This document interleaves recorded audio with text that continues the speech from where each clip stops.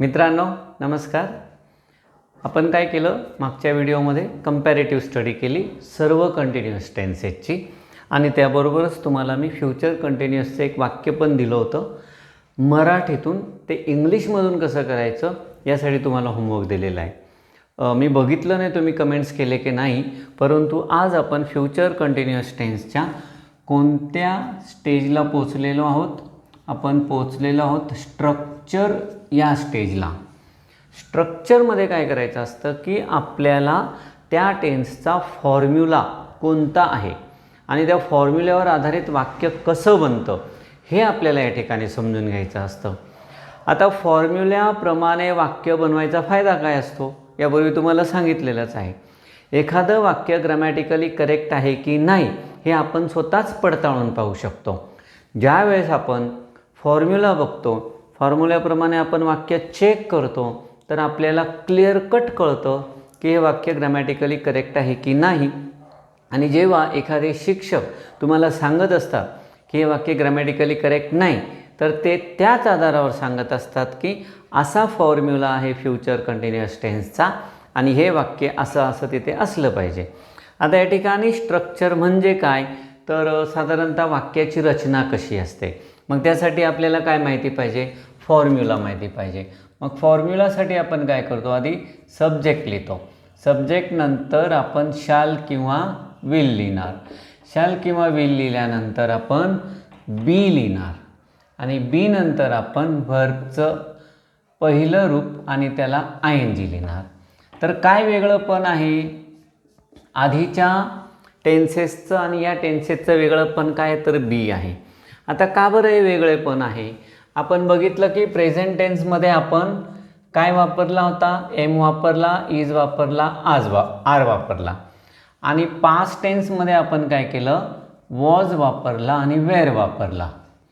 पण इथे प्रॉब्लेम काय आहे, शॅल विल नंतर आपल्याला V1 ING लिहायचं आहे. मग V1 ING लिहायचा आहे तर नियमाप्रमाणे आपण एम इज आर किंवा वॉज वेअर लिहिला पाहिजे. पण मग शॅल विल नंतर आपण ते लिहू शकतो का, तर त्याचं उत्तर काय आहे, नाही लिहू शकत. मग आपल्याला हे बघावं लागेल की हे जे एम इज आर आणि वॉज वेअर आहेत ही कशाची रूपं आहेत, तर ही बीची रूपं आहेत.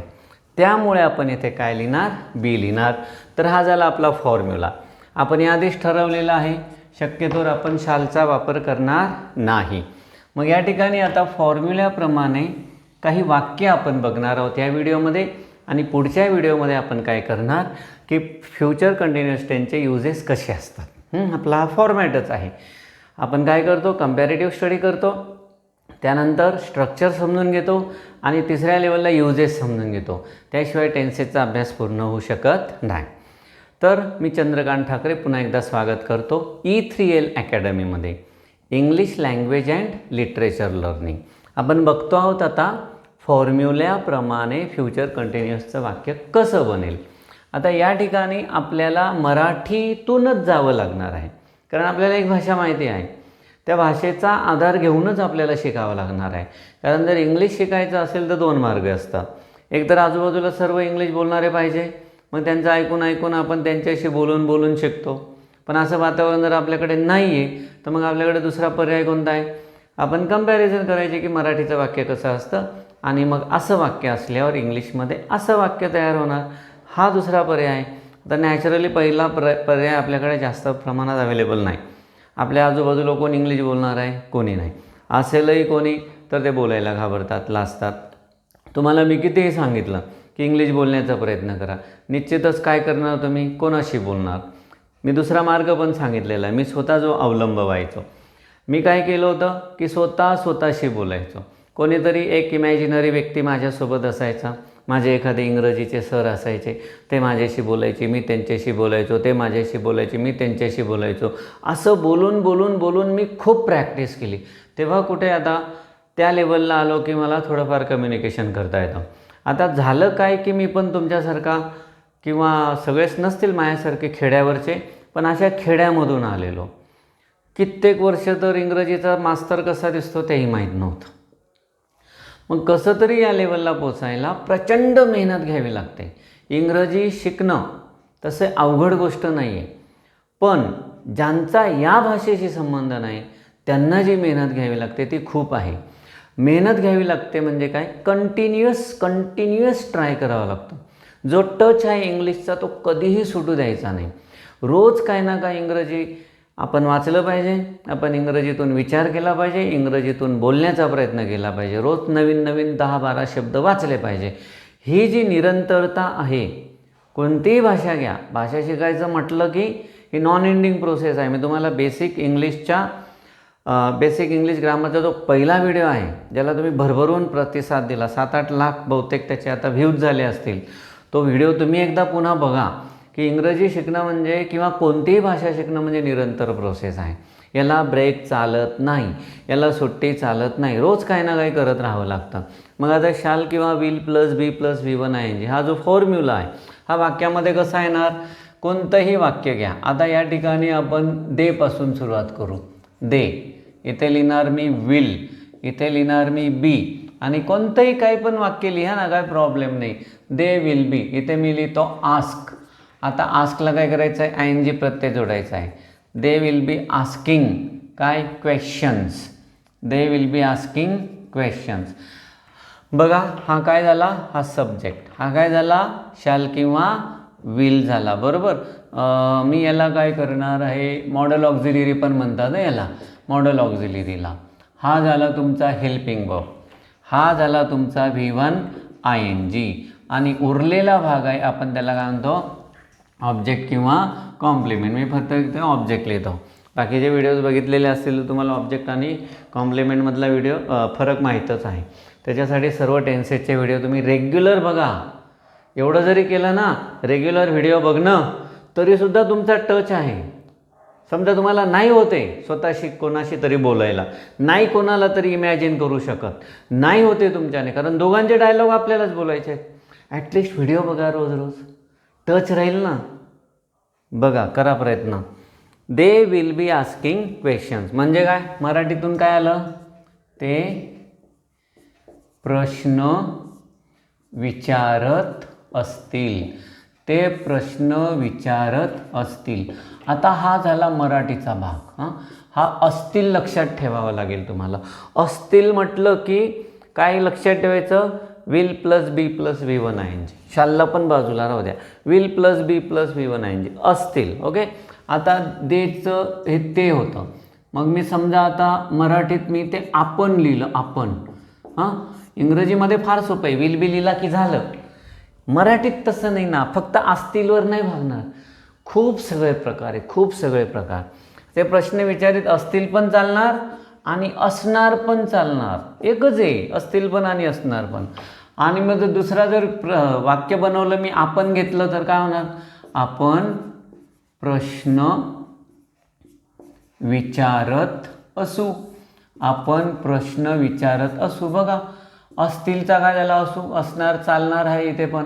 आपण प्रश्न विचारत असणार, पण थोडंसं आपल्याला ते ऑकवर्डच वाटेल.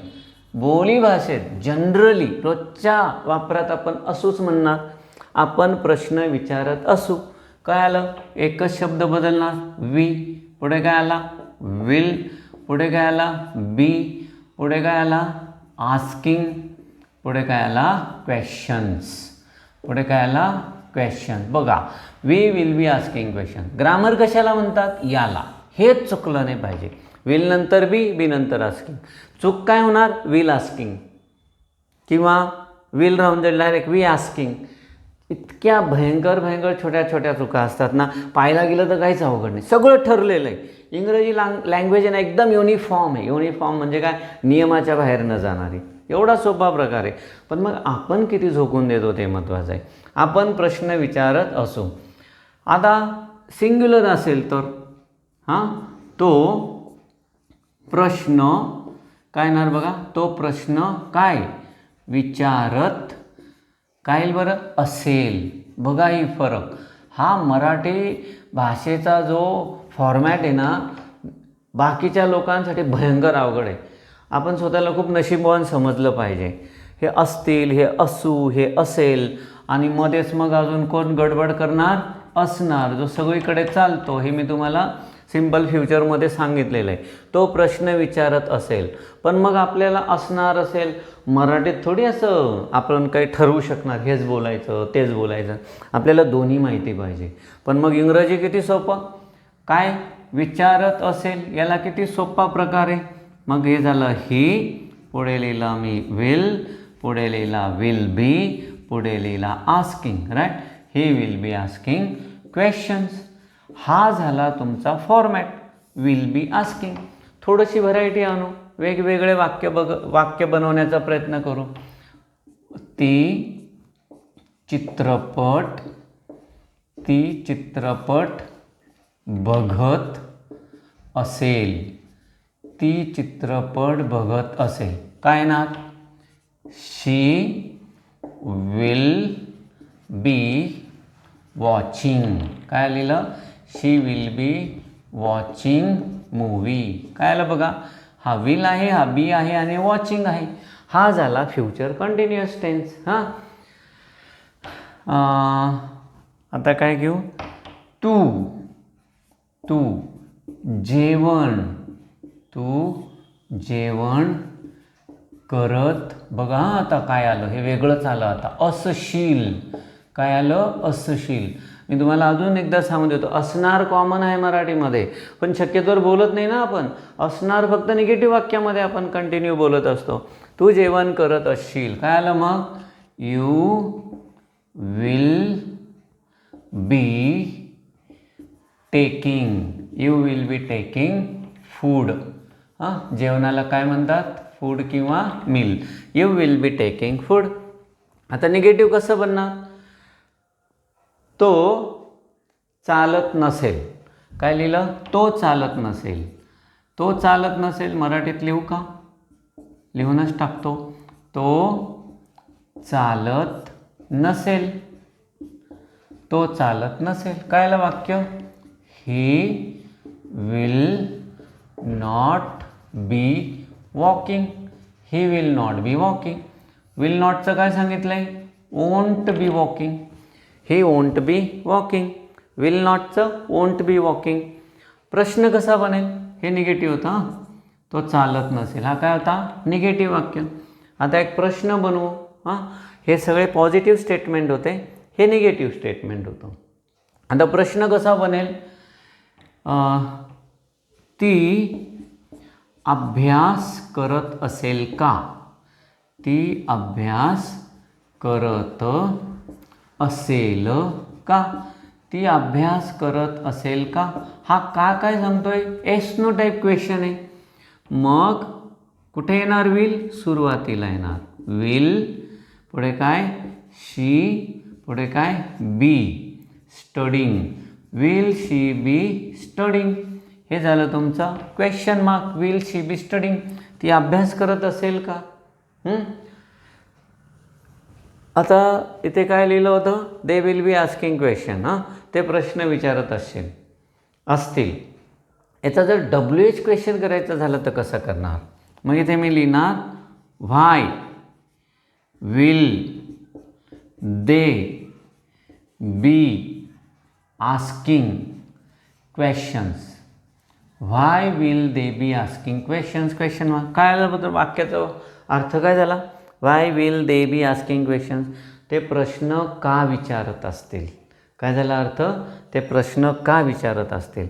मग अशा प्रकारे आता एक छोटीशी गोष्ट तुम्हाला समजून सांगतो. कोणती, या ठिकाणी मी तुम्हाला पॉझिटिव्ह स्टेटमेंटचा फॉर्म्युला सांगितला होता. ठीक आहे, मी काही प्रश्न इथले पुसतो आणि या ठिकाणी निगेटिव्ह वाक्याचा फॉर्म्युला कसा तयार होतो सांगतो. निगेटिव्ह वाक्याचा फॉर्म्युला, निगेटिव्ह स्टेटमेंट कसं तयार होईल. मग हा मी इथे लिहिला सब्जेक्ट, हा इथे लिहिला विल प्लस नॉट किंवा शॉर्ट फॉर्ममध्ये काय लिहितो आपण, वोंट. हां, मग पुढे येणार बी, मग पुढे येणार V1 ING. राईट. कोणतं वाक्य होतं, subject plus will not plus be plus V1 ING. कुठे आहे आपलं वाक्य, तो चालत नसेल. काय वाक्य आहे, तो चालत नसेल. वाक्य काय, ही विल नॉट बी वॉकिंग किंवा ही वोंट बी वॉकिंग. पुढचा प्रश्न, पुढचं वाक्य कोणतं घेतलं आपण? Yes no type question. Yes no type क्वेश्चनमध्ये फॉर्म्युला कोणता येणार? Yes no type question formula कोणता येणार? तर सर्वात आधी काय लिहिला? विल लिहिला, मग प्लस काय लिहिला? सब्जेक्ट लिहिला, मग प्लस काय लिहिला? बी लिहिला, मग प्लस लिहिला V1 ING. हा झाला एस नो टाईप क्वेश्चन. त्यानंतर WH क्वेश्चन. कोणता क्वेश्चन? WH क्वेश्चनला सर्वात आधी तर WH वर्ड असतो, राईट. मी इथे WH वर्ड पूर्ण लिहितो, हरकत नाही. प्लस लिहिला शाल किंवा विल, प्लस लिहिला सब्जेक्ट. इथे बघा सब्जेक्ट किती लांब गेला. मग लिहिला बी आणि मग लिहिला V1 ING. समजतंय? किती सोपं आहे. निगेटिव्ह स्टेटमेंट, पॉझिटिव्ह स्टेटमेंटची तर भरपूर वाक्य घेतली. निगेटिव्ह स्टेटमेंटचं अजून एक वाक्य घेऊ. Subject plus will plus not plus be plus V1 ING. इथे मी एक मराठी वाक्य ओरली सांगतो ना, आपण इंग्लिश लिहू, जागा कमी पडेल. ओरली वाक्य काय सांगतोय? ते व्हिडिओ बघत नसतील. ते व्हिडिओ बघत नसतील. मग काय आलं? They will not be. They will not be. पण मी ते विल नॉटचा शॉर्ट फॉर्म लिहूनच देतो. They won't. They will not be watching. They will not be watching video. हे झालं आपलं निगेटिव्ह स्टेटमेंट. तर या ठिकाणी मी एस नो टाईप क्वेश्चन घेतो पुन्हा. हां, काय घेणार? ते परीक्षा देत असतील का? हां, ते परीक्षा किंवा ते निबंध लिहित असतील का?